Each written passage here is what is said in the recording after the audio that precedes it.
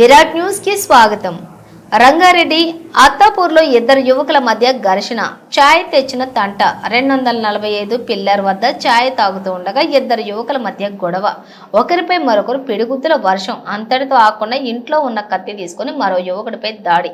హుటాహుటిన ఆసుపత్రికి తరలింపు. చిన్న విషయానికి కత్తితో దాడి చేసిన యువకుడు. కేసు నమోదు చేసి దర్యాప్తు చేస్తున్న అత్తాపూర్ పోలీసులు.